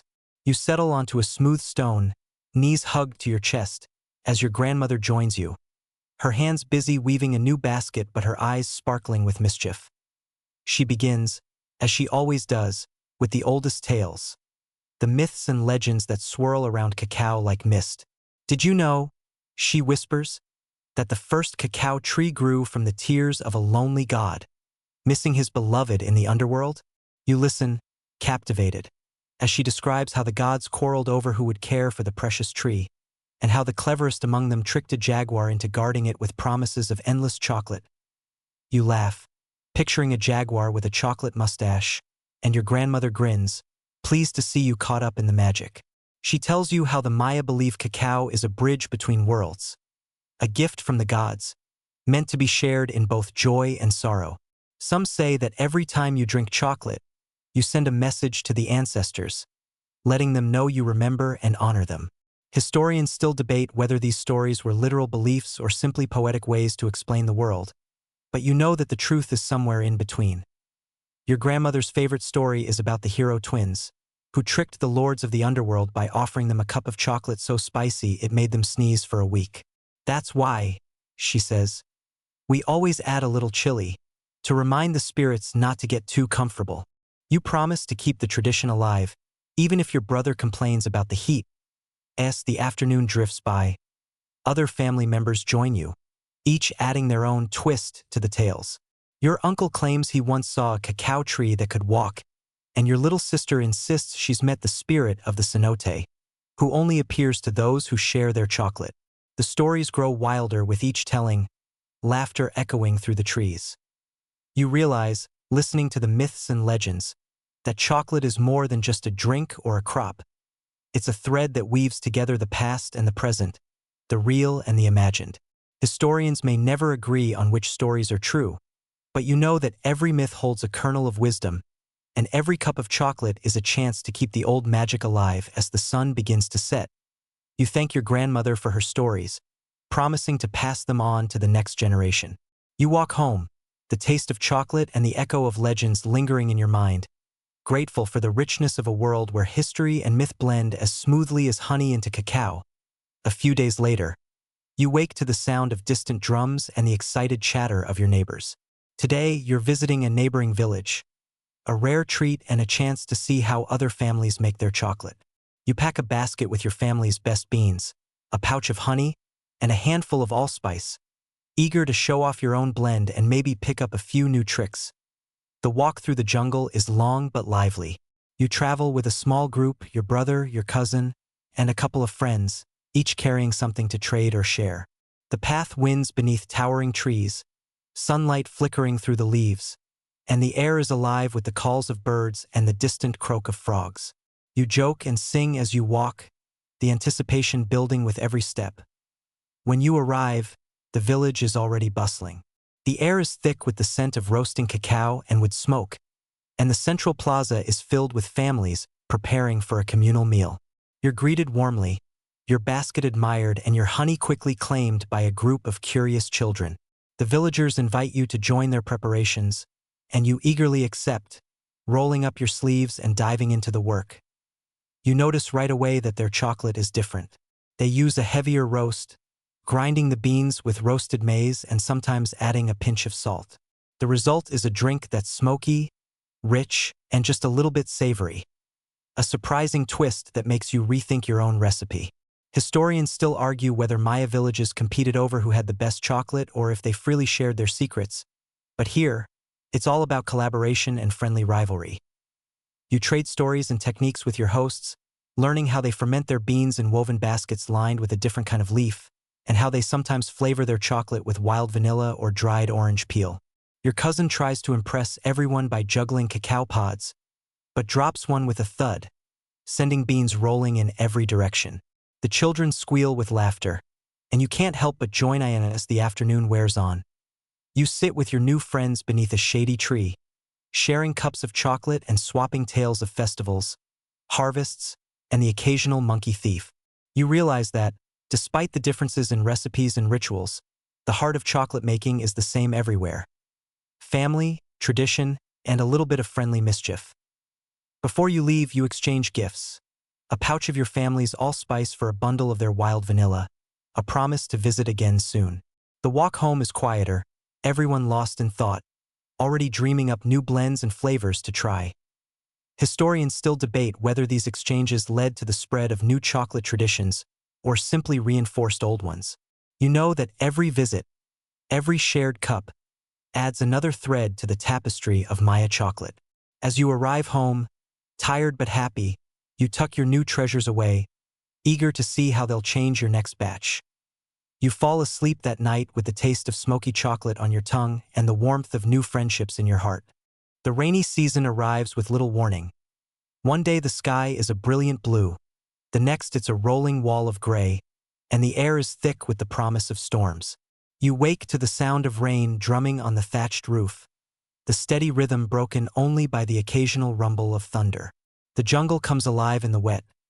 Frogs croak from every puddle, and the scent of damp earth and growing things fills the air. You hurry outside to check on the cacao beans drying in their baskets, only to find them threatened by the relentless downpour. The mats you so carefully arranged are now slick with mud, and the beans themselves are in danger of turning moldy if you don't act fast. You call for help, and your family scrambles into action, gathering up the baskets and hauling them under the shelter of the house's white eaves. Inside, the air is humid and close, filled with the scent of wet cacao and wood smoke. You spread the beans out on woven mats near the hearth, hoping the warmth will help them dry. Your brother fans the beans with a palm frond, while your little sister pokes at them curiously, asking if they'll turn into chocolate faster now that they're extra soggy. You assure her that, unfortunately, chocolate making is still a game of patience. Historians still argue whether the Maya had special tricks for drying beans during the rainy season or if they simply waited out the storms, but you suspect every family has its own clever solutions. The rain doesn't let up for days. The paths turn to rivers of mud, and even the chickens look disgruntled as they pick their way through puddles. You spend your time indoors, tending the beans, telling stories, and listening to the rain drum its steady beat on the roof. Your grandmother says the rainy season is a test of a chocolate maker's skill and patience, a reminder that nature always has the final say. One afternoon, you notice a patch of white mold creeping across a basket of beans. Your heart sinks, but your father shows you how to sort the good from the bad, salvaging what you can and composting the rest. It's a lesson in resilience, and you promise yourself to be even more careful next time. Your mother reminds you that every harvest has its losses, but what matters is how you adapt and learn. Despite the challenges, the rainy season has its own pleasures. The world feels softer, quieter, and there's a certain coziness to gathering around the hearth with your family, sipping hot chocolate while the storm rages outside. You experiment with new flavors, adding a little extra honey for sweetness, or a pinch of dried chili to chase away the chill. Historians still debate whether the rainy season was a time of hardship or opportunity for Maya chocolate makers. You know that, for your family, it's both. A chance to slow down, to savor the simple joys of home, and to remember that even the stormiest days can end with a cup of chocolate and a story shared by firelight. As the rain finally begins to ease, the village settles into a gentle, reflective rhythm. Nights are cooler now, the air thick with the scent of wet earth and the distant song of frogs. After a long day of tending beans and patching leaky roofs, you find yourself drawn to the warmth of the hearth. A cup of chocolate steaming in your hands, you sit cross-legged by the fire, watching the flames dance and listening to the quiet murmur of your family as they finish their evening chores. The world outside is hushed. The only sounds the occasional drip of water from the eaves and the soft crackle of wood. You take a slow sip of your chocolate, letting the flavors linger, rich, dark, with a smoky sweetness from the last batch of honey. There's something about drinking chocolate at night that feels especially comforting, as if each cup is a shield against the darkness and the unknown. Your mind drifts, replaying the events of the day. The scramble to save the beans from the rain, your little sister's muddy footprints across the kitchen, the way your father laughed when the family dog shook himself dry, showering everyone with droplets. You smile, grateful for the small joys that make even the hardest days bearable. Historians still argue whether Maya families gathered every night for chocolate and stories, or if these moments were reserved for special occasions. You're convinced that any night can be special if you have chocolate and good company. Your grandmother settles beside you, her hands busy with a bit of weaving, and begins to tell a story. Her voice is low and soothing, the words rising and falling with the rhythm of the fire. She speaks of ancestors who braved storms and droughts, who found hope in the smallest things. A sprout of green after a flood, a handful of beans saved from the rain. You listen, letting the story wash over you, feeling a connection to those who came before as the fire burns low. Your siblings gather around, their eyes heavy with sleep.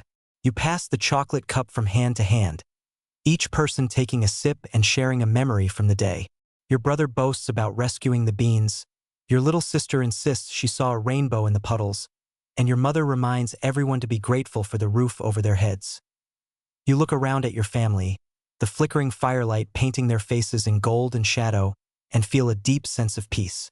Historians still debate whether Maya chocolate was meant to be a luxury or a necessity, but you know that, for you, it's both. A daily comfort and a celebration, a way to end the day with warmth and gratitude. Before bed, you step outside for a moment, letting the cool night air brush against your skin. The jungle is alive with the sounds of insects and distant thunder. But here, in the quiet glow of your home, you feel safe and content. You finish the last sip of chocolate, savoring the taste and the memory, and head inside, ready to drift into dreams as sweet and rich as the drink itself. The next morning dawns bright and clear, the rain-washed jungle sparkling in the early light. You wake to the sound of birds chattering and the distant call of a howler monkey, a reminder that you share this world with countless other creatures. Some friendly, some mischievous, and all with a taste for cacao if given the chance. You step outside, stretching in the cool air, and make your way to the cacao grove to check on the trees. As you walk, you spot the usual suspects. A pair of squirrels darting along a branch, their cheeks bulging with stolen beans. A flock of parrots squabbling over the ripest pods, and near the edge of the grove, a set of mysterious paw prints pressed into the mud. You kneel to inspect them, your heart beating a little faster. They're too large for a dog or a raccoon, and the shape is unmistakable, jaguar. You glance around, half expecting to see the big cat lounging in the shade, but the grove is quiet. Still, you can't help but feel a thrill of excitement. In Maya stories, jaguars are powerful and mysterious, guardians of the forest and sometimes, according to your grandmother, secret chocolate lovers. Historians still argue whether jaguars were truly a threat to cacao harvests or just a symbol of the wildness that surrounds village life. But you know to respect any animal bold enough to leave its mark so close to home. You spend the morning patrolling the grove, keeping an eye out for animal visitors. You chase off a pair of monkeys attempting to crack open a pod, their shrieks echoing through the trees as they leap away. You find a nest of leafcutter ants busily harvesting bits of cacao leaves, their tiny bodies forming a living trail from tree to tree. Even the family dog gets in on the action, barking at a lizard who's chosen the warmest stone for his morning nap. Despite the constant competition, you can't help but admire the creativity and determination of the animals. You remember the time a squirrel managed to sneak into the kitchen and make off with a whole handful of beans, or when a flock of parrots staged a coordinated attack on the drying mats, leaving behind a trail of feathers and empty pods. Each encounter is a reminder that you're part of a much larger world, one where every creature has a role to play. After a busy morning, you return home with a basket of fresh pods and a few good stories to share. Your siblings gather around as you recount your adventures, their eyes wide with delight and just a hint of envy. Your grandmother listens, nodding sagely, and reminds you to always thank the spirits of the forest for their gifts, and to keep a close eye on the chocolate as the sun climbs higher. You settle down to rest, grateful for the wild beauty that surrounds your home. Historians still debate whether Maya chocolate makers saw animals as pests or partners, but you know that, in the end, every harvest is a shared effort, a dance between people, plants, and the untamed heart of the jungle. Later that day, as the midday heat settles over the village, you retreat to the shade of your family's workshop. Here, among baskets of beans and stacks of drying mats, you find your father tinkering with a collection of tools, old and new, each with its own story. Today, he's determined to improve the grinding process, convinced that with the right stone, you can make chocolate smoother, richer, and maybe even a little faster. You join him, picking up a well-worn matate and running your fingers over its cool, pitted surface. The stone is heavy, shaped by years of use, and you imagine all the hands that have pressed, rolled, and ground cacao on its back. Your father shows you a new mano he's carved from river rock, its surface just rough enough to catch the beans and break them down. He demonstrates how changing the angle or pressure can alter the texture of the paste, making it finer or coarser depending on your taste. You experiment together, trying different combinations of stones, testing the results with small batches of beans. Sometimes the paste is too gritty, sometimes too sticky, and once it flies off the matate entirely, landing with a splat on the floor. You both burst out laughing, your father insisting it's an innovative new method, floor-aged chocolate. Historians still argue whether Maya chocolate makers invented special tools for their craft or simply adapted what they had. But you know that every family has its own tricks and traditions. Your grandmother joins you, bringing a battered old matate that she claims belonged to her grandmother. It's smaller and more delicate than the others, but she swears it makes the smoothest chocolate. She lets you try it, guiding your hands as you grind the beans in slow, steady circles. The paste comes together beautifully, glossy and rich, and you marvel at the difference a tool can make. You spend the afternoon comparing notes, debating the merits of different stones and shapes. Your little sister suggests making a matate out of clay, just to see what happens. Your father humors her, shaping a small slab and setting it aside to dry. Who knows? Maybe she'll invent the next great chocolate innovation as the sun dips lower. You gather the tools and clean up the workshop, satisfied with a day's work well done. You realize that chocolate making is as much about invention as it is about tradition, a blend of old wisdom and new ideas, passed down and reshaped with every generation. Historians still debate whether Maya chocolate makers were master inventors or simply skilled at making do, but you know that creativity is at the heart of every cup. As you sip a fresh batch of chocolate, smoother than ever, you raise your cup to all the hands, past, present, and future, that make each drink possible. The next day, the village is abuzz with rumors. Traders have arrived from distant lands, bringing with them goods and stories from places you've only heard about in fireside tales. You hurry to the marketplace, eager to see what treasures they've brought and to learn what new flavors might find their way into your chocolate. The traders' camp is a riot of color and sound. Their clothes are woven in unfamiliar patterns, and their speech is peppered with words you don't recognize. They lay out their wares on woven mats, bundles of dried chilies from the highlands, fragrant vanilla pods from the coast, and even a mysterious nabla root said to make any drink taste sweeter. Your eyes widen at the sight of tiny, bright blue beads, turquoise, the traders say, from mountains far to the north. You approach one of the traders, offering a pouch of your family's best cacao beans in exchange for a handful of their rare spices. The trader examines the beans, nods approvingly, and agrees to the trade. As you tuck the new spices into your pouch, you ask about their journey. They tell you tales of crossing rivers wider than you can imagine, of cities where the buildings touch the sky, and of markets where chocolate is served with every meal. Historians still argue whether these stories are true or simply meant to impress, but you're captivated by every word. You invite the traders to your home, eager to share your chocolate and learn how they use their spices.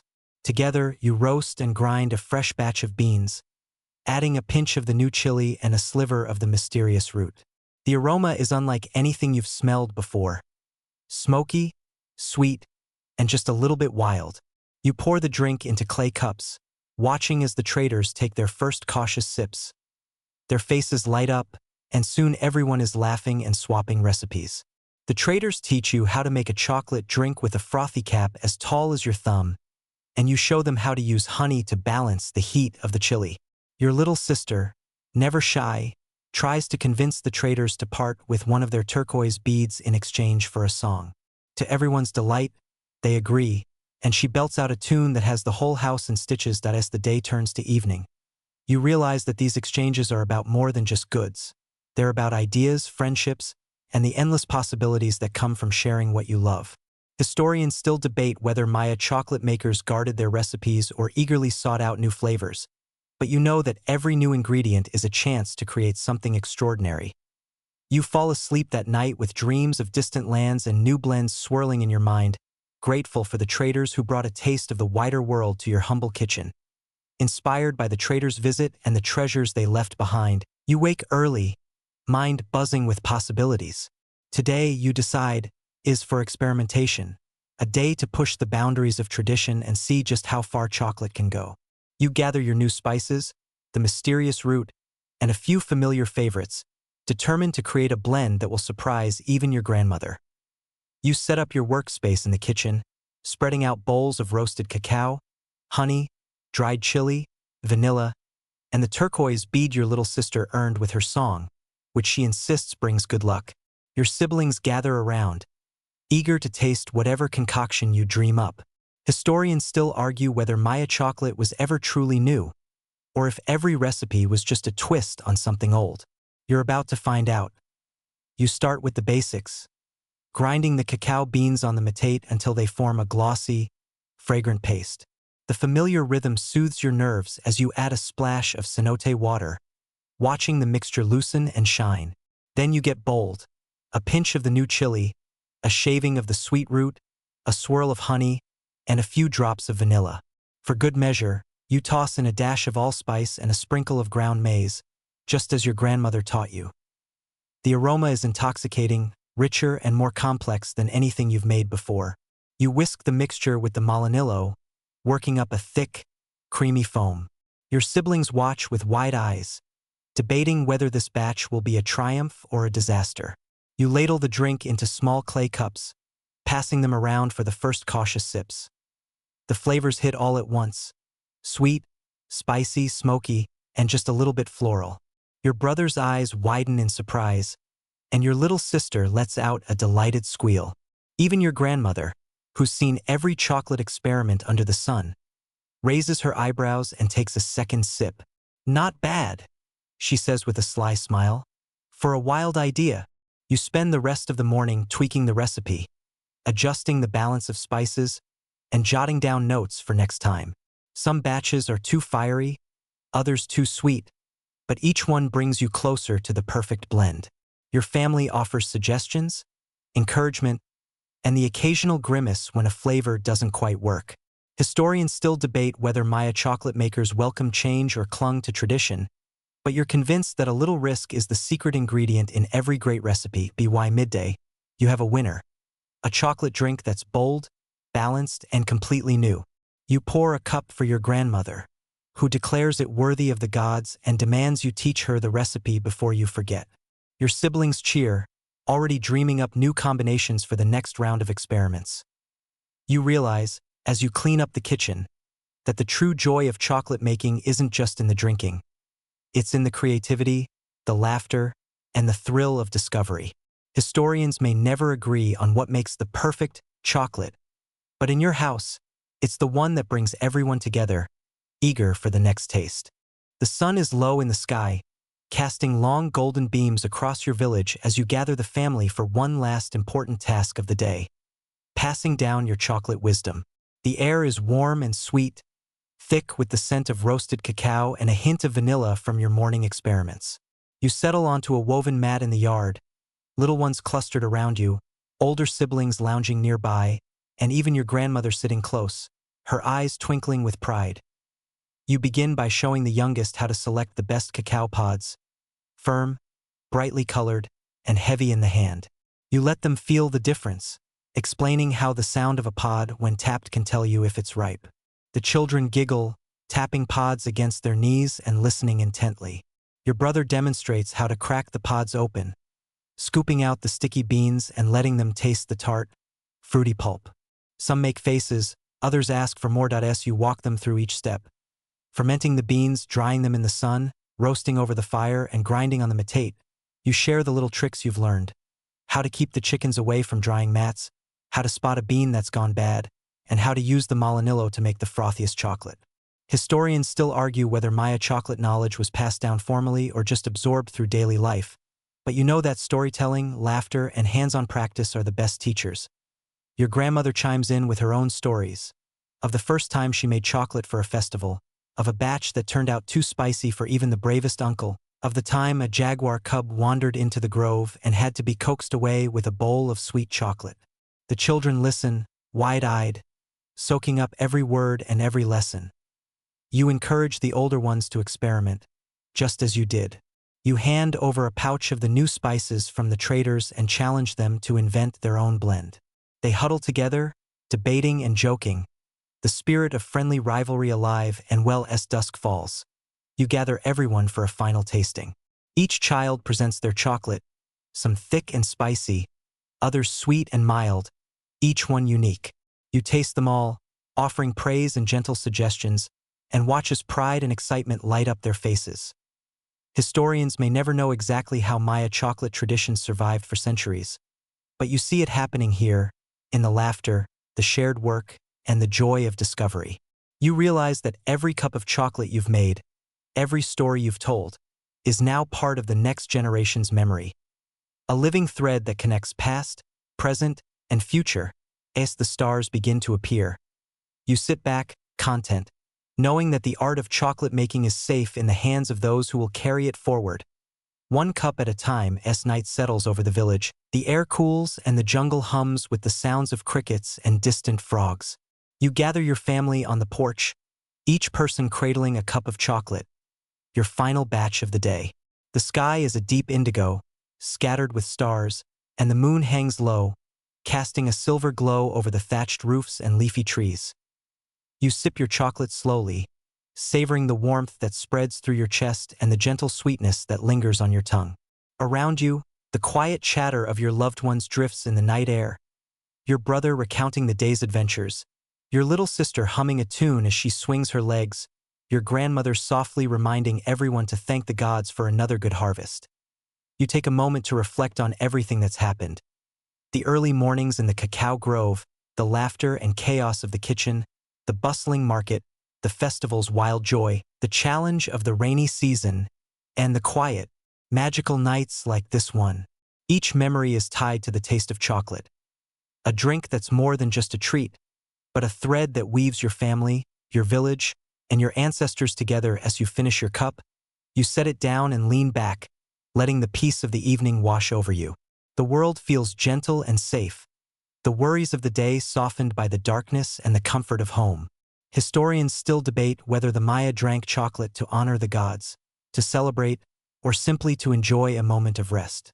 You know that, for you, it's all of these things, a ritual, a celebration, and a nightly promise that, no matter what tomorrow brings, you'll face it together. You watch as your family drifts off one by one, the youngest carried inside, the elders lingering to share a few last stories. The fire burns low, casting long shadows, and the jungle beyond your home feels both mysterious and familiar. You close your eyes, the taste of chocolate still on your lips, and let yourself drift into sleep, grateful for the simple magic of another day. The night deepens, and the world outside your door slows to a gentle hush. The last embers of the fire glow softly, painting the walls with a warm, flickering light. You feel the coolness of the clay floor beneath you and the gentle weight of a woven blanket across your shoulders. Your breathing slows, matching the steady rhythm of the jungle, the distant call of an owl, the soft rustle of leaves in the breeze, the faint trickle of water from the cenote. You let your thoughts drift, each one softer than the last. The taste of chocolate lingers, sweet and earthy, a memory of laughter, family, and the quiet pride of a day well spent. You picture the cacao trees standing tall in the moonlight, their leaves whispering secrets to the stars. Somewhere, a jaguar prowls silently through the undergrowth, and a pair of monkeys settle into their favorite branches for the night. You know that tomorrow will bring new work, new stories, and new cups of chocolate to share. But for now, you allow yourself to rest, surrounded by the comfort of home and the gentle presence of those you love. The worries of the day melt away, replaced by a deep sense of peace and belonging. You close your eyes, listening to the lullaby of the night, and feel yourself drifting, slowly, softly, into dreams. The world narrows to the warmth of your blanket, the quiet breath of your family, and the promise that, as long as there is chocolate and love, you will always have a place to call home. Sleep well, and sweet dreams.